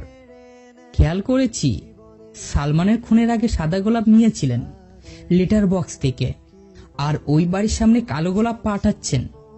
নির্দিষ্ট করে বাড়ির ঠিকানাও বলে দিলেন। সহজ হিসাব, ওটা নিলয়ের বোনের বাড়ি বা সেখানেই থাকে। লেটার বক্স সরাবেন, এমন কাউকে দিয়ে পাঠাবেন যেন সে আপনার খুব কাছের হয়। আপনার টিমে যারা আছে সবাই বোকা। আপনি যে নিজের টিমের লোকদের উপর মাইন্ড গেম প্রয়োগ করছেন এটা নিজেরাও জানে না। চাইলে আপনার কারসারি ধরতে পারে, কিন্তু তারা আপনাকে বিশ্বাস করে। আর মজার ব্যাপার হলো, বিশ্বাস যারা করে তাদের সাথে মাইন্ড গেম খেলতে বেশ মজা লাগে। কিন্তু খারাপ ব্যাপার হলো, আপনি যার সাথে মাইন্ড গেম খেলছেন সে উল্টো একদিন আপনার সাথে গোপনে মাইন্ড গেম খেলে দিলে তাহলে কেমন হবে বলুন? জয়ও কিন্তু নিজের প্ল্যান করেই চলছে। রাফিয়ান জগতে কেউ কাছের লোক হয় না। এখানে বিশ্বাস কেবল কয়েক মুহূর্তের জন্য রাখতে হবে, তারপর তাকে সোজা উপরে পাঠিয়ে দিন। অন্যের হেল্প নয়, বরং নিজের মতো কাজ করুন। আরেকটা কথা, আবি নিজের কমিউনিটি আর ভালোবাসা কখনো নষ্ট করে না। যা কিছু হয়ে যাক, আমি আমার কমিউনিটি রাখবই। আপনাকে কথা দিয়ে মৃত্যু অবধি আপনার সাথে থাকব, আপনাকে বাঁচাবো, বিশ্বাস রাখবেন, তবে বেশি নয়, অল্প রাখবেন। একটা কথা কি জানেন, বেশি ভালোবাসা আর বিশ্বাস কখনো কারো উপর করতে নেই। এই দুটো জিনিস মূল্য দেওয়াটা অনেক কঠিন। আপনার কাজ হয়ে যাবে, আমি থাকতে রিল্যাক্স করুন। আরেকটা কথা, মাইন্ড গেমদের রাগ থাকতে নেই। আপনি রাগ নয়, বরং ভালোবাসা হাসি মুখে নীলের বোনের সাথে কথা বলুন, তাহলে সহজ হয়ে যাবে সবকিছু। না বলা কথাও জানতে পারবেন। আবার বলছি, মাইন্ড গেমারদের রাগ থাকতে নেই। কথাগুলো বলে আমি চলে যাই, তবে যাওয়ার আগে রহস্যময় এক হাসি দিয়ে চলে যায়। মেহরাব সাহেব হা হয়ে আবির দিকে তাকিয়ে থাকে। ছেলেটার কথাগুলো নীলার কথা মনে করিয়ে দেয়। নিলয় তোর কমিটমেন্ট রাখার জন্য যে কোনো কিছু করতে পারে। নিলয় যাকে একবার কথা দেয় তার পৃথিবীর কোনো শক্তি, এমনকি নিলয় নিজেই তা বদলাতে পারে না। ঠিক সময় মতো সেটা রাখবেই। আবিও এমন। তবে আবির প্রতি ইমপ্রেস হচ্ছে মেহরাব সাহেব। আবি, কোথায় ছিলে তুমি? তোমাকে কত খুঁজেছি। নীলা ওর রুম থেকে বের হতে যাবে, দেখে আবি দরজার কাছে দাঁড়িয়ে আছে। নীলা ওর দিকে তাকাতেই আবি চলে যাবে, সেই সময় নীলা কথাগুলো বলে ওঠে। আবি ভিতরে প্রবেশ করে, মাথা নিচু করে নেয়। নীলা আবারও প্রশ্ন করে, কোথায় ছিলে? আবি কোনো কথা বলে না, বিছানার উপর এসে বসে বলে, নীলা, আমি তোমাকে ভালোবাসি। নীলা অবাক হয়। আজকে আবি বেশ স্বাভাবিক হয়ে কথা বলছে, তবে কি আবি আস্তে আস্তে ঠিক হয়ে যাচ্ছে? আর ও ঠিক হয়ে গেলে আমাকে কি ভালোবেসে ফেলবে? না মানে অলরেডি ভালোবেসে ফেলেছে ও। তাহলে যখন একবারেই ভালো হবে, তখন সে যদি আমাকে চায়, তখন কি করব? আমি যদি না করে দিই, ও আবার কষ্ট পেয়ে পাগল হলে তখন কি হবে? নীলা কথাগুলো ভাবছে। আবির আচার আচরণ অনেকটা স্বাভাবিক হয়ে গেছে, তবে কি সে এখন বুঝতে পারছে সবকিছু? আবি, আমাকে কেন ভালোবাসো তুমি? নীলা আবিকে বোঝার জন্য প্রশ্ন করে। আবির সাথে সাথেই উত্তর দেয়, জানি না, আমি তোমাকে ভালোবাসি। আমি তোমাকে ভালোবাসি। আমি যদি তোমাকে ভালো না বাসি? চলে যাব। আমি তোমাকে ভালোবাসি। আরে কোথায় যাবে তুমি? অনেক দূর, হারিয়ে যাব। তুমি তো দেখি অনেক গুছিয়ে কথা বলছো। কি হলো হঠাৎ? তুমি ঠিক হয়ে গেছো? আমি বুঝতেই পারিনি। আঙ্কেল অনেক ভালো, আমাকে কেয়ার নেয়। এর জন্য ভালো হয়ে যাচ্ছ? কিন্তু এসব কি বলছো তুমি? আমাকে এসব একদম বলবে না। আমি তো নিলয় নামের ছেলেকে ভালোবাসি, তাই না? আমাকে নিলয় বলে ডাকবে? গাধা ছেলে বলে কি? শোনো নিলয়, শোনো, নিলয় হলো নিলয়, ওর মতো তুমি হতে পারবে না। আর তোমাকে ডাকবোও না। তুমি ঘুমাবে, আমার রুমে ঘুমাও। আমি নিলয় হব, আমি নিলয় হব। দেখো ছেলে আবার পাগলামো করে। আচ্ছা তুমি নিলয় হও, শান্তি। আমি তোমাকে ভালোবাসি, আমি নিলয় হব। আমি তোমাকে ভালোবাসি, আমি নিলয় হব। নিলয় আসবে না, আমি নিলয় হব। নিলয় আসবে না, আমি নিলয় হব। আমি তোমাকে ভালোবাসি। নীলা যেটা ভয় পাচ্ছিল ঠিক সেটাই হলো। কেয়ার নিতে গিয়ে আবির মনে নীলার প্রতি ভালোবাসা জন্ম নিয়েছে। আর এখন নীলার কথা শুনে আবি একাধারে কথা বলছে, আর এতটাই জোরে বলছে যে মেহরাব সাহেব যেন শুনতে পাবে। তাই তাড়াতাড়ি নীলা ওর কাছে এসে হাত ধরে মাথায় হাত বুলিয়ে দিয়ে বলল, আচ্ছা তুমি নিলয়, আমাকে ভালোবাসো? তুমি আমাকে ভালোবাসো? তুমি কি আমাকে ভালোবাসো? বাবা, আমি তোমাকেই ভালোবাসি। খুশি তো এবার? এখন ঘুমাও। আবি নীলার কোলে মাথা রাখে। নীলা আজকে কোনো বাধা দিল না, সবকিছু গুলিয়ে যাচ্ছে ওর। তবে কি আবি, না না, কি সব ভাবছে ও? রাফি নিজের গায়ে কেমন একটা উত্তপ্ততা অনুভব করে। তাড়াতাড়ি চোখ খুলে তাকায়। সামনে থেকে কাঠ দিয়ে আগুন জ্বালানো, আর ও আগুনের পাশে কোনো একটি গাছের সাথে হেলান দিয়ে বসে আছে। আগুন জ্বালানো থেকেই গরম একটা ভাব ওর গায়ে এসে পড়ছে। রাফি একটু পাশে তাকায়। বিরিয়ানির গন্ধ নাকি আসে। এক প্যাকেট বিরিয়ানি রাখা, কিন্তু রাফি জানে না সে কোথায়। আশেপাশে কাউকে দেখছে না। আগুনের পাশে কাঠ রাখা, পানির বোতলের সাথে খাবারের প্যাকেট। জায়গাটা একটু পরিষ্কারও করা, তবে এটা যে জঙ্গল তা বোঝা যাচ্ছে। চারপাশে ঝিঝি পোকার শব্দ। রাফি পানির বোতল থেকে পানি খেয়ে উঠে দাঁড়ায়। কেমন যেন ব্যথা অনুভব হচ্ছে ওর সারা গায়ে। মনে মনে বলে, কোথায় আমি? আমাকে কোথায় তুলে এনেছে? কেউ? ভাবতে ভাবতে কিছু দূর এগিয়ে যায়। জ্যোৎস্না রাত। জঙ্গলের মধ্যে কতগুলো গাছ কেটে একটি ছোট্ট সরোবর বানানো হয়েছে। চাঁদের আলো ওই পানির উপর এসে পড়েছে। রাফি সেদিকে যেতেই দেখে কেউ একজন দাঁড়িয়ে আছে। জিন্স পরা, কালো জুতো আর গায়ে কালো শার্ট। পকেটে হাত গুজে দাঁড়িয়ে আছে, তবে বোঝাই যাচ্ছে সে একজন মেয়ে। আর রাফি বুঝেই নিয়েছে এটা ওই মেয়ে যে ওকে এখানে তুলে এনেছে। রাফি কোমরে হাত দেন। ওর পিস্তলটা আর সেখানে নেই।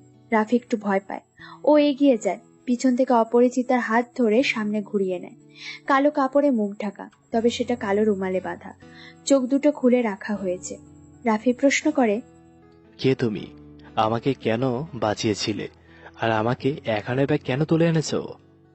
মেয়েটা কোনো কথা বলল না। পিছনে ঘুরে পুকুরে পড়া চাঁদের দিকে তাকিয়ে রইল। নীরব শান্ত পুকুরের পানিতে চাঁদের প্রতিফলিত আলো যেন দেখে মনে হতে থাকে আরো একটি চাঁদ উঠেছে। মেয়েটা সেদিকে তাকিয়ে আছে। রাফি ওর পাশে এসে দাঁড়ায়, দৃষ্টি লক্ষ্য করে বলে, মেয়েদের সৌন্দর্যকে কেন চাঁদের মতো সুন্দর বলা হয়? কেন বলো তো? চাঁদ যেমন অধরা, তেমন মেয়েদের সৌন্দর্য উপরওয়ালা এমন ভাবে সৃষ্টি করেছে, প্রকৃতপক্ষে সেটাও অধরা। চাঁদের কাছে যেতে হলে রকেটের দরকার হয়, আর মেয়েদের সৌন্দর্য স্পর্শ করতে গেলে ভালোবাসতে হয়। ভালোবাসার ইচ্ছে না থাকলেই দুটোই অধরা। তুমি চাঁদ বা চাঁদনি যাই হয় না কেন, তোমাকে ছুঁয়ে দেখার কোনো ইচ্ছে নেই। কে তুমি? হোক না কিছু আলাপন অচেনা অজানা থেকে। কণ্ঠটা পরিচিত মনে হচ্ছে। কে তুমি? মেয়েটা হাসে। রাফি মেয়েটার দিকে তাকায়। মেয়েটা সামনের দিকে চেয়ে আছে। রাফি জানে মেয়েটা রহস্যময়ী, আর ঠিক রহস্যতা রেখেই কথা বলবে। তোমাকে এখানে কে পাঠিয়েছে? রাফি অবাক হয়। মেয়েটা দেখে অনেক কিছুই জানে, কিন্তু রাফি নিজেই জানে না এখানে কে পাঠিয়েছে তাকে। রাফি অবাক হয়ে প্রশ্ন করে, প্রশ্নটা আগে আমার ছিল, তুমি কে? আর মুখ থেকে তোমার সরাও। তোমার যখন 11 বছর বয়স, তখন তোমার মা থাকা সত্ত্বেও তোমার বাবা আরো একটি বিয়ে করে। তোমার বাবার দ্বিতীয় বিয়েটা তোমার মা মেনে নিতে পারেনি। তুমি প্রশ্ন করেছিলে কেন তুমি আমার মাকে রেখে আরো একটি বিয়ে করেছো। তোমার বাবা তোমার উপর রেগে বলিনি তো কি হয়েছে, এখন থেকে এটাও তোমার মা। তোমার নিজের মা এসব কিছু সহ্য করতে পারেনি। তোমার আব্বার বিয়ের রাতেই একদিকে তোমার বাবার নতুন বিয়ে করা মহিলার সাথে বাসর হচ্ছিল, আর এক রুমে তোমার মা নিজের গলায় ওড়না পেঁচিয়ে নিজেকে মেরে ফেলে। এক রূপে তোমার আব্বা বেশ আরামেই রাত কাটাচ্ছিল, আর এক রুমে তোমার মা নিজেকে মেরে ফেলে লাশ হয়ে রাত কাটিয়েছিল। তুমি সবকিছুই দেখেছিলে। পরের দিন তোমার বাবা দিব্যি ভালো থাকলেও তুমি কষ্ট পেয়েছিলে।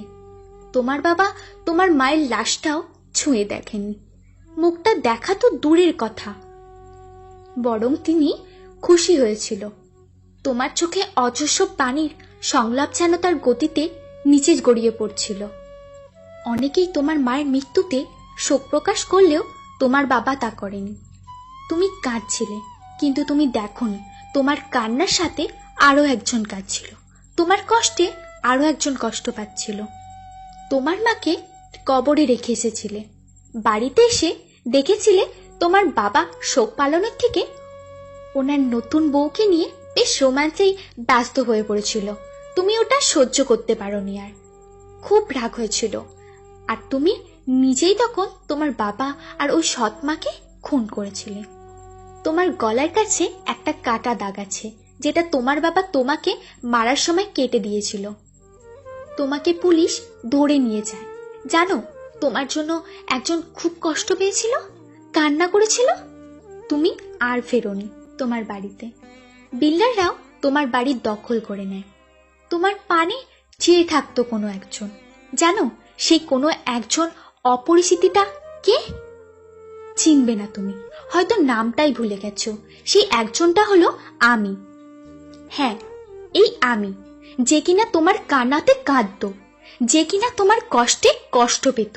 সেই আমি আজ তোমার সামনে অপরিচিত একজন। হাস্যকর, তাই না রাফি? তুমি এখন ভাবছো আমিটাকে। আমি বলবো আমি কে, কিন্তু তুমি তার আগে বলো তোমাকে কে এখানে পাঠিয়েছে। যদি না বলো তাহলে হয়তো আগের মতো কষ্ট পাবো না, তোমার মৃত্যুর কষ্টে। এখানে কেউ আসবে না তোমাকে বাঁচাতে। আর আমি আমার লক্ষ্য পূরণ না করা অবধি নিজেকে শান্ত রাখি না। তোমাকে কে পাঠিয়েছে এটা জানা খুব জরুরি। আমি চাই না তোমাকে নিয়ে কেউ মাইন্ড গেম খেলুক। কে পাঠিয়েছে? নিলয়। নিলয়কে তাহলে আমি মেরে ফেলবো। রাফি চুপ হয়ে দাঁড়িয়ে থাকে। একবার অপরিচিতার দিকে তাকায়, আর একবার পুকুরে পানির দিকে তাকায়। সবকিছু যেন ওর কাছে ঘোলাটে লাগছে। জেল থেকে বেরিয়ে আসে 3 বছর পর, যখন ওর বয়স 14 বছরের কাছাকাছি। ও জানে না তাকে কে বের করিয়েছিল। রাফিকে কেবল একটা ফোন দেওয়া হয়। তখন ফোনে একটাই মেসেজ ছিল, তোমার কোনো চিন্তা নেই, তুমি আমার অধীনেই আছো। মাসে মাসে তোমার ভালো থাকার আর খাবারের জন্য টাকা পাঠানো হবে। আমার ইচ্ছে মতো তুমি চলবে। ভেবে দেখো, খাবে, ঘুমাবে, আর আমার একটা কাজ করে দিতে হবে। এই জন্য সঠিক বয়স আর সময়ের দরকার। আমি তোমাকে ঠিক বলে দিব কি করতে হবে। আপাতত ঠিকানাতে যেয়ে ফাইটিং স্কিল বাড়াও, আমাকে রাফিয়ান হয়ে দেখাও। মনে রেখো, পরবর্তী মেসেজ আসার মাত্রই আগে মেসেজগুলো ডিলিট করে দিবে। তোমার উপর সবসময় নজর রাখা হবে। আমি চাই না তুমি সবার সামনে থাকবে। ঠিক এরপরে রাফির নতুন জীবন শুরু হয়। পরিচিত নগর ছেড়ে সে চলে যায় বহুদূর, যেখানে সে নিজেই রাফিয়ানি শহর তৈরি করে। এরপরেই হঠাৎ একদিন একটা মেসেজ আসে, আর সেটা হলো, এই শহরে এসে থাকো, খাও, পড়াশোনা করো, আর নিলয়ের গল্প নীলা বা অন্যান্যদের কাছে প্রকাশ করো। রাফি এখানে আসে, আর এসেই এই অপরিচিতার সাথে সাক্ষাৎ হয়। রাফি চেয়েছিল সবার থেকে সবকিছু গোপন রাখতে, কিন্তু সে পারেনি। ঠিকই এই আগন্তুক সবটা জেনে গেছে। রাফি ওকে মারার প্রস্তুতি নেয়, কারণ রাফিকে বলা হয়েছিল কেউ যেন তার পরিচয় না জানে। অথচ এই অচেনা একজন জেনে গিয়েছে। একে আর বাঁচিয়ে রাখা ঠিক হবে না। রাফি বলে, আমি নিজেও জানি না আমাকে কে পাঠিয়েছে, আর এটাও জানি না তোমাকে কে এসব বলেছে বা তুমি কিভাবে এসব জানো। আমি জানতে চাই তুমি কে, তোমার কি পরিচয়। আমি আমার ইচ্ছাটা কখনো নষ্ট করি না। ইচ্ছেটা পূরণ করতেও যদি তোমাকে বলো কে তুমি। দুজনেই চুপ হয়ে যায়। কেউ কোনো প্রকার কথা বলে না। আগন্তুক জানেই না ওকে দিয়েও মাইন্ড গেম খেলানো হচ্ছে, অথচ সে অন্যের উপর থেকে মাইন্ড গেম সরাতে চাইছে। রাফি নিজেই জানে না তার কাজ কি, অথচ সে সবকিছু করেই যাচ্ছে অর্ডার মতো। কিন্তু ওরা কেন এমন করছে? নিজেদের মধ্যে কেন এত রহস্য রাখছে? রাখার কারণ কি তবে যারা ওদের উপর মাইন্ড গেম খেলছে তারা সবকিছু জেনে যাবে ভেবে? হ্যাঁ, এটার জন্যই দুজন এত কাছে থেকেও নিজেদের মধ্যে রহস্য রেখে কথা বলছে। মেহরাব সাহেব বাড়ি থেকে বের হয়, সাথে আবিও বের হয়। আবি প্রশ্ন করে, আপনি কি অফিসে যাবেন? হয়তো ওই ছেলেটার বক্সটা সরাতে যাব। আমি নিজে করে দিব, আপনি অফিসে যান। জয়বা ওদের কারো যেন কোনো প্রকারের সন্দেহ না হয় যে আপনি যে নিজের উপর মাইন্ড গেম খেলছেন। ওকে, বুঝেছি। তুমি তাহলে ওখানে যাও। আবি মেহরাব সাহেবের বাড়িতে একটা বাইক রাখা আছে। মেহরাব সাহেব চলে যায় গাড়ি নিয়ে। আবি বাইকের কাছে আসে, বাইকে উঠবে, ঠিক তখনই নীলা ব্যালকনিতে এসে দাঁড়ায়। বাইরে তাকাতেই দেখে আবি বাইক স্টার্ট দিচ্ছে। নীলা অবাক হয়। আবি পাগল ছিল, তাহলে বাইকে কি করছে? ও কি তবে বাইক চালাতে পারে? কিন্তু কিভাবে সম্ভব? কখনো তো এমন দেখিনি। তাহলে কি আবি পাগল না? ওকে সব নাটক করছিল? কে তাহলে ও? রাফি প্রশ্ন করে পাশে দাঁড়িয়ে থাকা অপরিচিতার দিকে। কে তুমি? আমাকে কিভাবে এত সহজভাবে চিনলে? তোমাকে চেনা আমার কাছে কিছু এমন কঠিন না। কঠিন তোমাকে কে পাঠিয়েছে সেটা জানা। আর তোমাকে যে রাফিয়ান জগতে পাঠিয়ে নিলয় শত্রু নাকি বন্ধু হিসেবে ব্যবহার করা হচ্ছে সেটা বুঝতে পারছি না। নিলয়কে আমি কোনোদিনও দেখিনি। শুনেছি নীলই হলো রাফিয়ান জগতের একমাত্র কিং, আর তাকে সরিয়ে সবাই তার জায়গা দখল করতে চায়। বাসটিতে আসার সময় রাহি নামের কোনো একজন পাগলের সাথে পরিচয় হয়, কিন্তু সে আসলে পাগল ছিল না, সে পাগলের অভিনয় করত।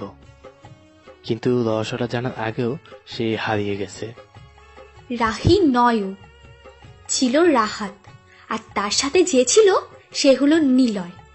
তুমি নীলয়ের শত্রু না, কারণ তুমি নীলয়কে জানতে, তবুও তাকে কিছুই বলনি। হয়তো তোমাকেও নিলয়ের শত্রু হিসেবে পাঠানো হয়নি, না হলে নীলা ম্যামের কাছে তুমি রাফিয়ান জগতের কিং সম্পর্কে গল্প করতে না। ওরা দুজনেই চুপ হয়ে যায়, কি বলবে আর খুঁজে পাচ্ছে না। রাফিকে ব্যবহার করছে কোনো একজন, আর এটাই হলো মেইন রহস্য। আর রাফির পাশে যে দাঁড়িয়ে আছে তাকে ব্যবহার করছে মেহরাব সাহেব। দুজনেই নিলয়কে ক্ষতি করতে পারে, আবার নাও পারে, কিন্তু ওদের মাঝে নিজেদের করা প্রশ্নটা রয়েই গেল। কে তুমি? তোমাকে কে পাঠিয়েছে? ঠিক দুজন যখন নিজেদের মধ্যে প্রশ্ন শুরু করেছে, দূর থেকে শুনতে পায় তখন বাইকের শব্দ। ওরা ঘুরে তাকায়, দেখে ওদের দিকে একটা বাইক এগিয়ে আসছে।